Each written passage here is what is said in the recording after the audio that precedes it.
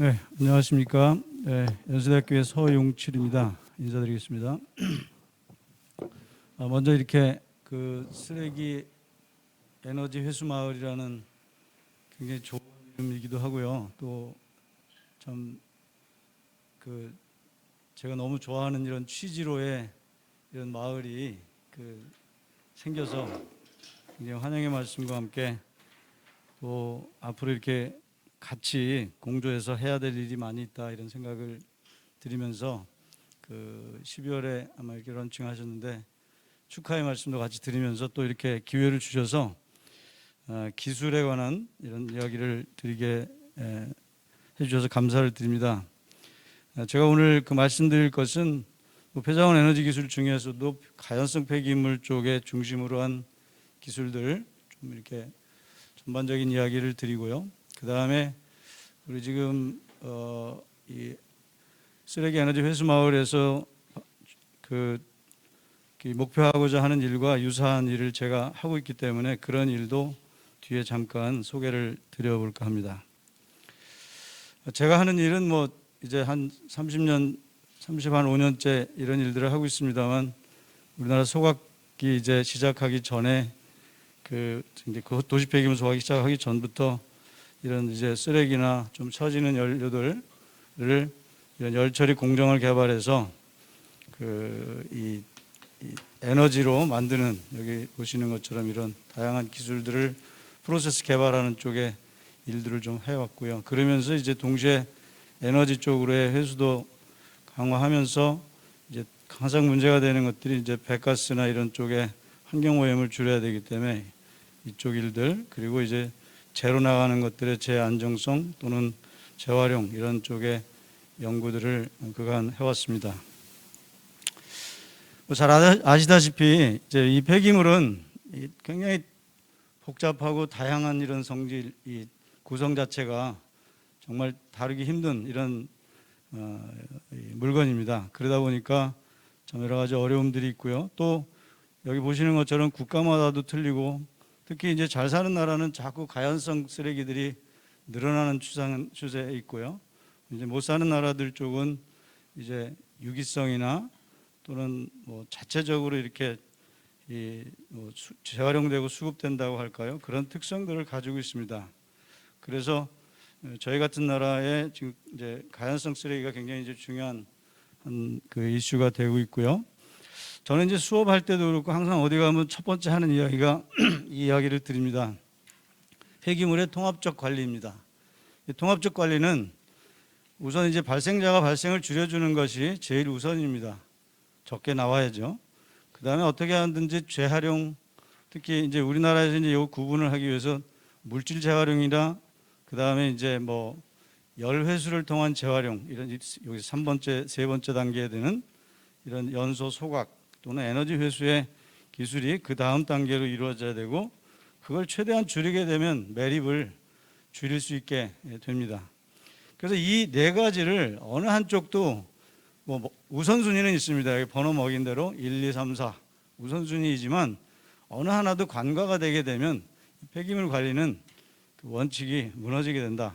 그래서 이것을 이제 소위 통합적 폐기물 관리 이렇게 교과서에 나오는 이야기입니다. 오래된 교과서에 이렇게 정의하고 있고 이것들이 이런 우선순위를 그리고 모두가 다 필수적인 요소로 어느 하나도 간과되지 않게 관리해야 된다. 어느 한쪽이 조금 더 물론 우선순위가 있기 때문에 왼쪽이 점점 더 우선순위가 있는 것은 맞습니다. 그러나 모두가 다 같이 활용이 돼야 된다는 이런 원칙을 먼저 말씀을 드리고요. 자, 우리나라의 폐기물 관리 역사 그리고 이제 특히 생활 쓰레기 쪽을 중점적으로 이 역사를 보시게 되면 제가 이거 이제 한번 한 14, 15년경에 분석을 해보고 최근 데이터까지도 여기 있는데 조금 요건 14년까지만 데이터가 되어 있습니다만 80년대 초에는 매립을 90% 이상 하고 있었습니다.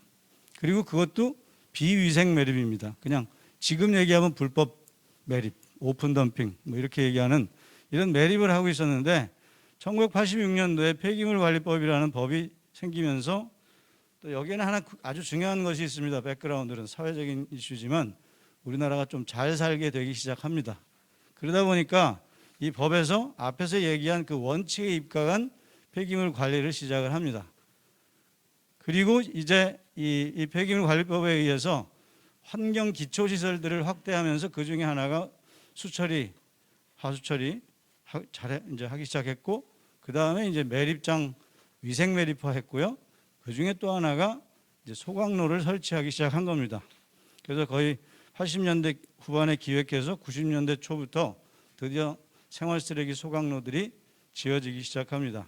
그래서 여기 보시는 것처럼 재활용률도 늘어났지만 아까 그 원칙에 입각하니까 여러 가지 제도들은 제가 소개 안 드리지만 재활용을 위한 제도들도 많이 법에 담아가면서 재활용이 증대되고 그 다음에 이 소각률이 증대가 됩니다. 그리고 그게 저는 이제 제가 부르기를 1단계 폐자원 에너지 시술, 폐자원 에너지가 확대된 어떤 1단계다 이렇게 제가 명명을 하고요. 그 다음에 이제 그 계속 그런 것들이 이제 몇 개 더 소각로들이 세워지는 상황이 있다가 2008년도에 에너지에 대한 위기가 옵니다. 기름값 때문에 전 세계적으로. 그래서 우리나라도 자 그럼 아직도 버려지고 있는 에너지는 뭐 없느냐? 그래서 이야기된 게 SRF라는 고용연료 매립되는 것 중에 아직도 가연성을 고용연료로 만들자 하는 이런. 그래서 그때 저는 이거 2단계 웨이스트 에너지 뭐 이런 저 동기였다 이렇게 제가 말씀을 드리는데 그런 일이 이제 있었습니다.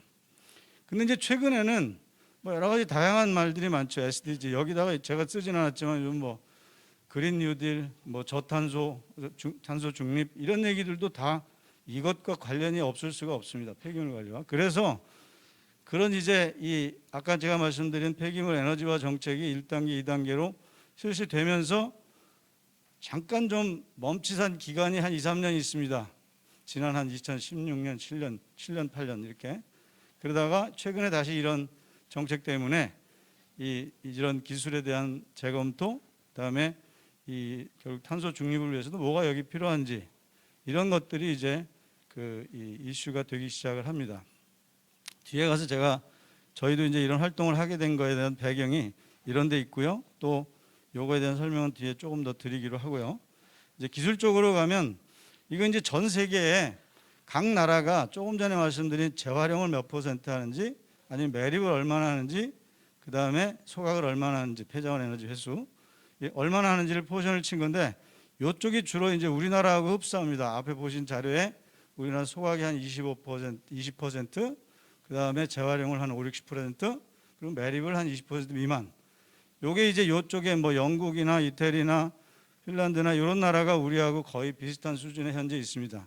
그 다음에 독일이나 뭐 네덜란드, 스웨덴 이런 나라는 매립을 거의 하지 않습니다. 뭐 1% 미만이라고 보는 나라도 있어요. 자, 우리는 이제 그런 쪽으로 가야 될 수도 있습니다. 또 그런 위기 요즘 오죠. 뭐 쓰레기 각자 지도별로 자치단체가 하자 해서 인천시는 매립 이제 수도권 매립지 중단하니까 지금 또 우리 일로 가지 않으면 안 되게 돼 있습니다.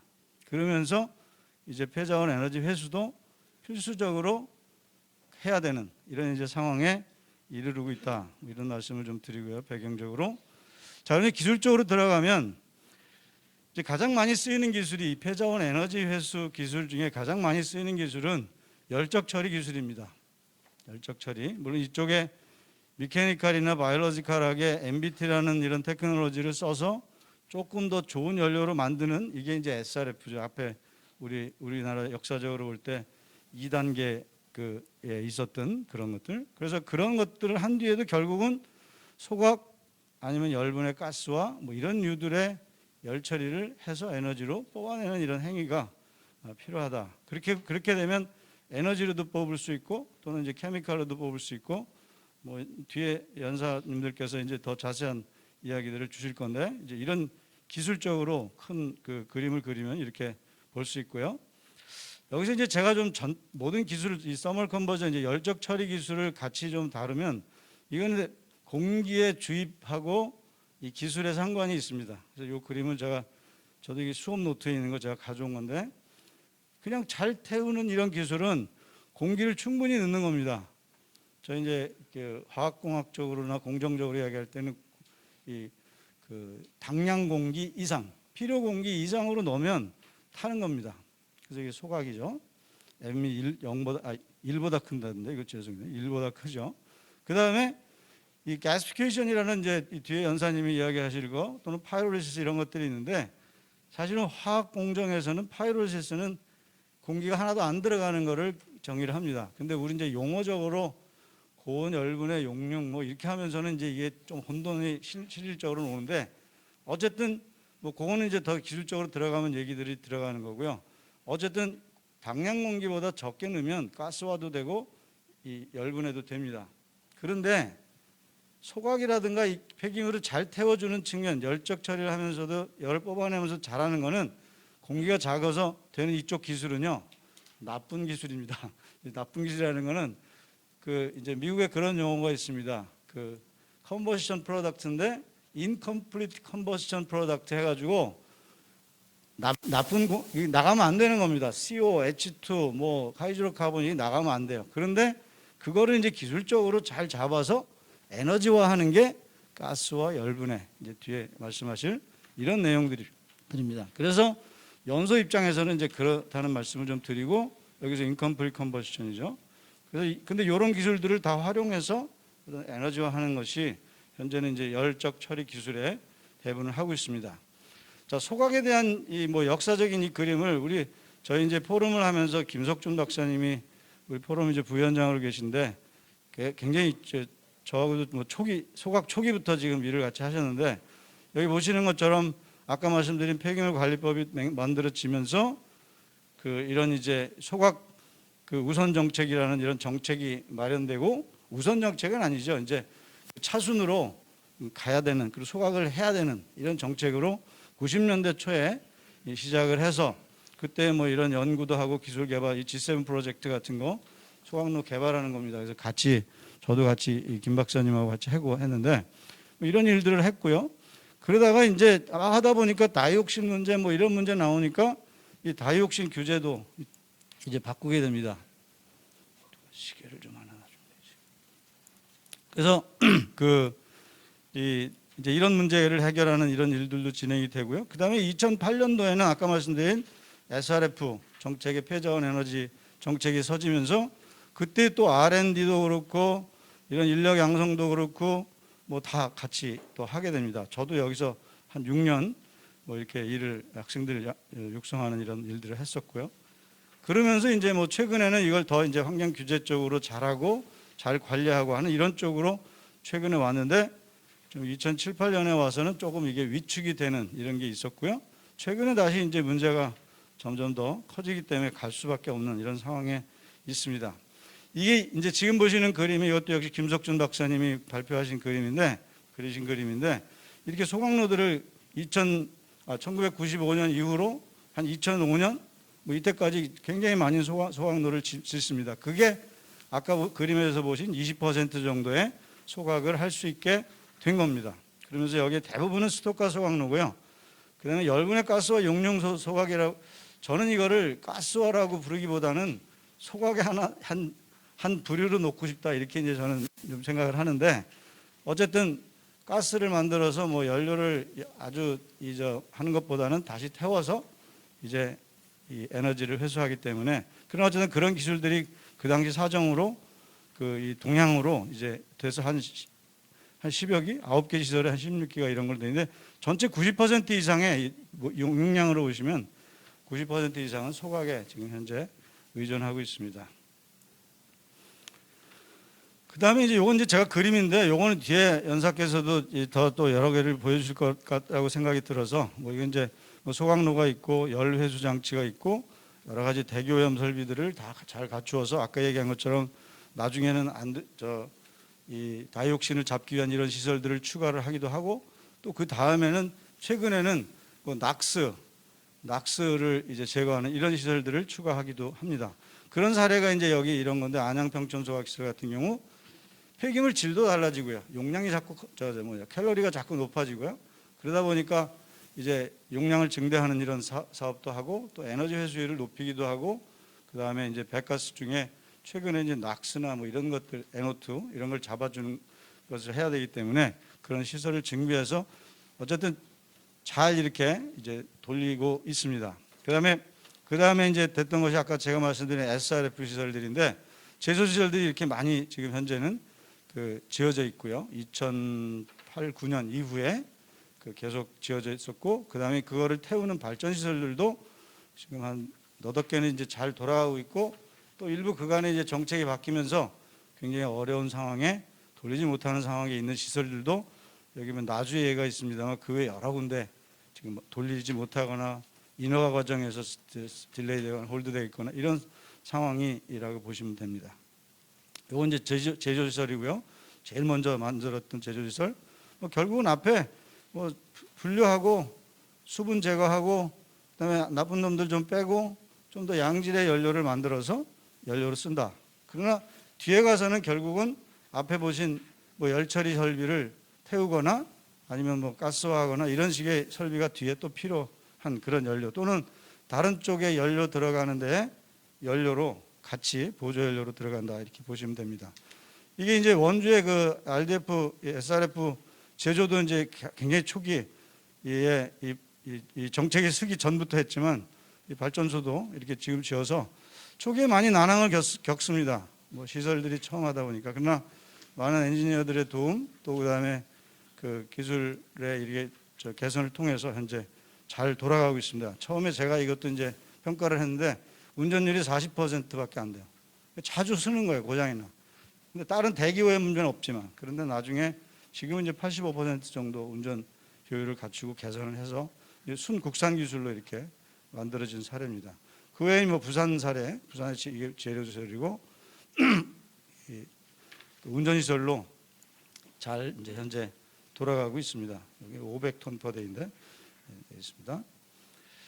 그 다음에 이제 가스화 이야기인데요. 가스화는 이제 그 어떤 더 좋은 부가가치를 키우는 에너지로 가는 기술 이렇게 저는 이 말씀을 드리고 또 그 다음에 우리가 그간의 바이오매스나 이런 쪽에서 그런 일들을 계속 해왔던 건데 좀 더 이제 그 실증하고 또 이제 이거를 하게 되면 이제 뒤에 변사님께서 말씀하시겠지만 연료로도 쓸 수 있지만 에너지 회수도 하지만 결국 케미칼이나 페트롤리움이나 이런 쪽으로도 석유 쪽이죠. 그렇게 연료로 갈 수 있기 때문에 제가 요거는 그냥 지나가겠습니다. 아마 뒤에서 얘기하실 것 같고요.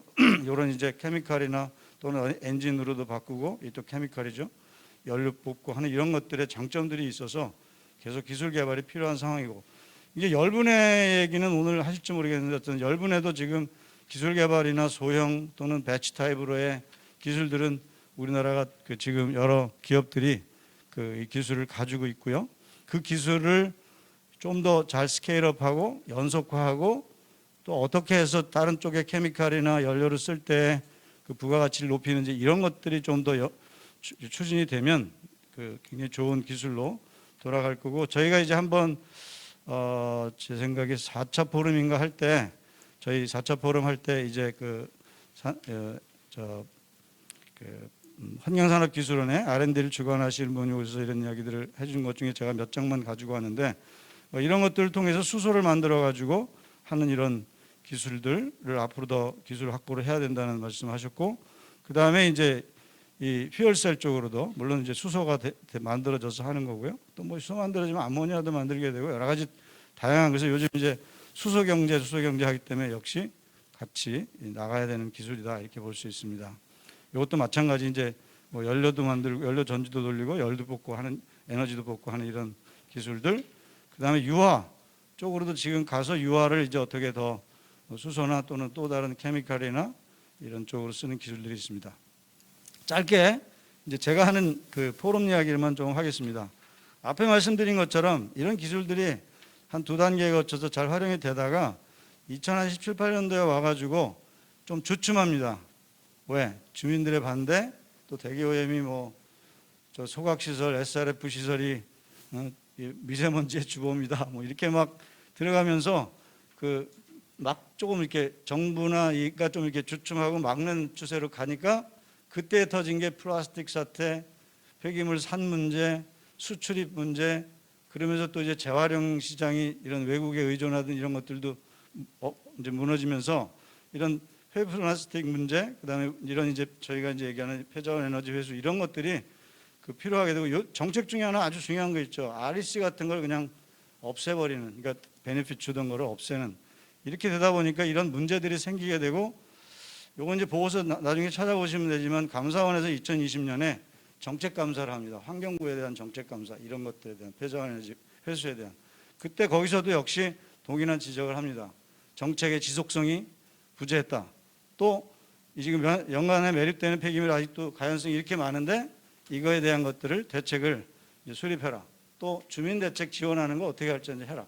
이런 이제 이야기들이 나오면서 저희들이 이제 이런 포럼을 만들어서 기술적으로도 서포트하고 정책적으로도 새로운 어떤 것들을 확인해서 제안하고, 그래서 정부에 제안하는 이런 일들을 해서 만들어서 저희 멤버로는 한 25명 정도, 그다음에 자문위원으로 한 50분 정도. 그러니까 이쪽 계 하시는 분들은 거의 이제 다 오셔서 같이 자리를 해서 한 7차까지 현재 지금 포럼을 가졌고요. 올해도 이제 계속 이런 활동을 1년 정도 더 계획을 하고 있습니다. 그래서 이 뒷페이지들은 이제 나중에 뭐 이쪽 폐자원 에너지 정책 기술 포럼 이렇게 그냥 인터넷 때리시면 다 들어가서 보실 수 있습니다. 유튜브로 다 돼 있고 자료도 다 떠 있고 합니다. 그래서 그간에 한 두 차례의 정책에 관한 것, 그다음에 두 차례의 기술에 관한 것, 이게 3차의 뭐 소각 기술, 4차의 이런 신기술, 열학적 신기술, 그다음에 이제 제도 이런 것들에 대한 더 어떻게 가야 될지와 함께 이런 주민 갈등 문제가 또 하나의 큰 이슈이기 때문에 그런 주제 해서 저희가 7차까지 하고, 이런 것들은 이제 환경보호 간담회를 통해서 한 몇 차례 간담회를 통해서 이런 일들을 좀 해주세요 하는 이야기를 했고요. 또 그다음에 실제 현장에 문제가 되는 시설에도 좀 같이 도와드리고 지원하는 이런 일들을 하고 있습니다. 그래서 올해도 계속 또 이런 계획을 하고 있고, 제가 뭐 나중에 이제 좀 제안을 드리면 우리 이 마을에서도 같이 동참하셔서 또 같이 협력해서 이 일을 해주시면 좋겠다, 이런 말씀을 드리고 제 말씀을 줄이겠습니다. 네, 감사합니다.